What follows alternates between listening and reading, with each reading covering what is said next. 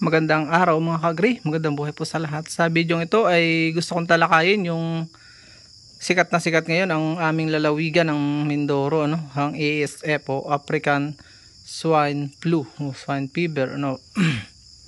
Yan po ay almost 1 month na nangyayari sa aming lalawigan at wala namang talagang natutuwa dyan kahit hindi po kumakain ng karning baboy na katulad ko, sapagkat mahirap magsaya na mabuhay ng normal na yung mga kababayan mo ay dumadaing milyon na yung nawawala.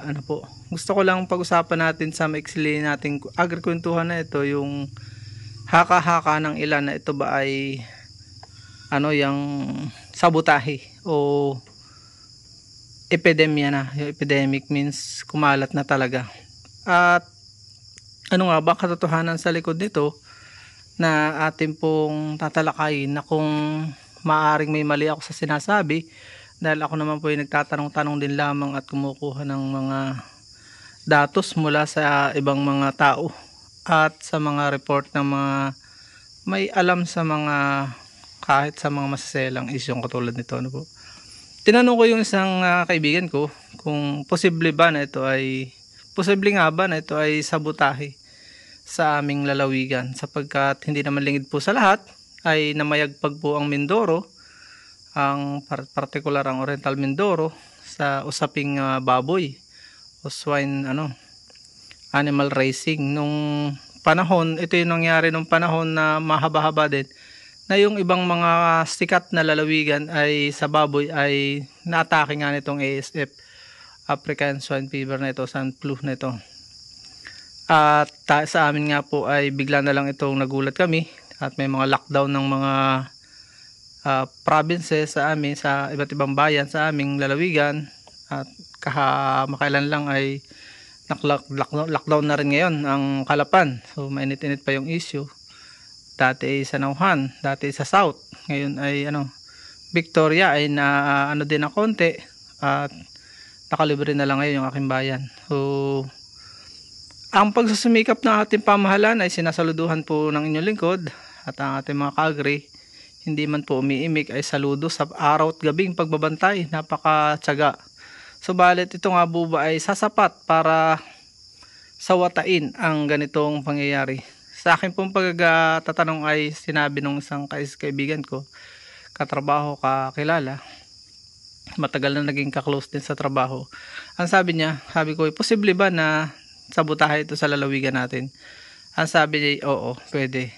Pwede kung walang malasakit nga at naiinggit sa lalawigan. Dahil pwede maging carrier ang tao. Kung alam mong may ASF ka, kulapol mo lang sa mga sapatos, ikalat mo diyan, ay pwede na. Isa pa po ay yung walang pakialam na mga kababayan natin, hindi naman po lahat, pasintabi sa mga tatamaan. Ang amin po lalawigan ay tawag dito, yung may roro na. Ibig sabihin, come and go na ang mga sasakyan na may dala-dalang mga baboy galing Iloilo, dumadaan po sa aming pantalan. Ibig sabihin, kung free ang Oriental Mindoro kapag nadaanan, at minsan po ay may mga lugar na hindi mahigpit, ay pinaghuhugasan ng mga iyan.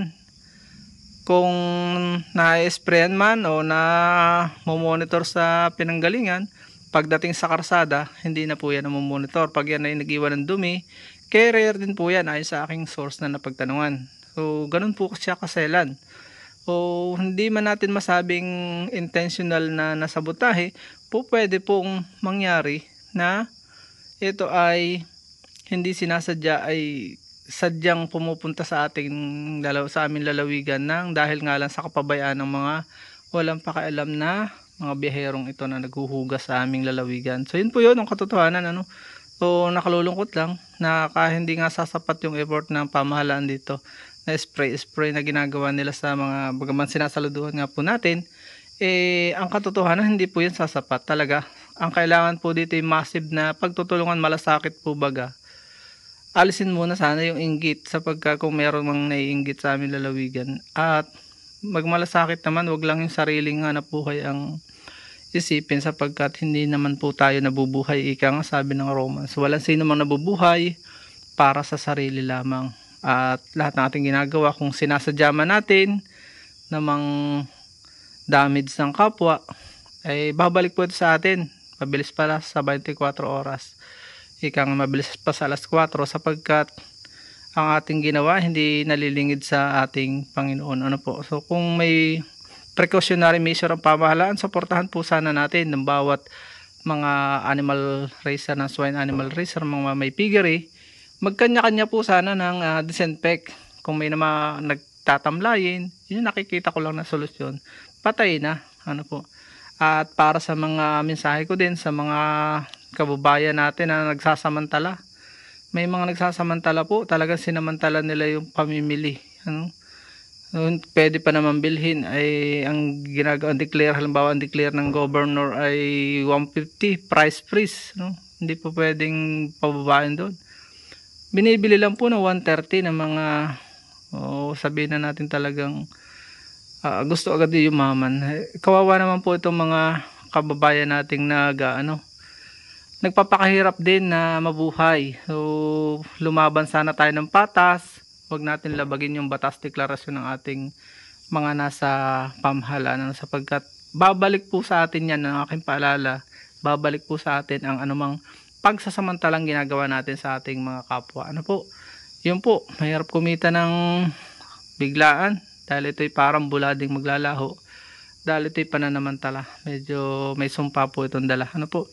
Yun po'y paalala ko lang sa mga ka-agree natin na maaring nabubulagan o nasisilaw sa malaking kikitain. Laki, isipin 130, 150 dapat. So may 20 na agad, ano. So taas bebenta naman nila ng mas mataas ng normal na price. So at sabi nga nila ito ay tatagal pa po ng almost 2 years. Pag-usapan natin sa susunod na video kung ano pa yung pwede natin pag-usapan doon sa susunod na video. At kung walang pakikisama, pag-isa ng pagkakaisa ang buong mamamayan, kasama na po yung dumadaan sa aming lalawigan, baka nga umabot pa o humigit pa ng 2 years ayon sa aking source na napagtanungan po. So kawawa naman po ang ating mga kababayan. So magtulong-tulungan po tayo. At ang aking payo sa mga nag-aalaga po ng baboy, kung ganun po ang kalalagayan, huwag na po nating isugal ang ating mga alaga. Magpahinga muna po tayo, yun ang aking payo bilang ka-agree nyo. Kung may mga inahin, pahingahin muna po, sapagkat 2 years nga po yun ang maging tulong na natin, i-press muna natin ang pag-aalaga ng baboy, sapagkat magtatagal ang epidemyang ito kung hindi tayo magtutulungan. At atin pong tayo na rin, para makaba-revive po tayo, maghanap buhay na lang po ng ibang mga bagay, maghanap na ibang alternative na source of income.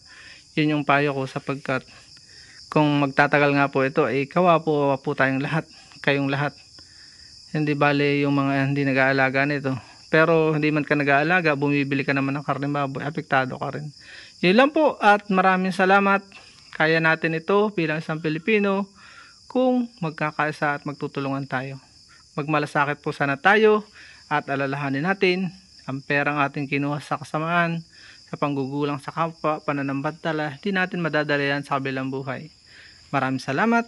Bye-bye and God bless.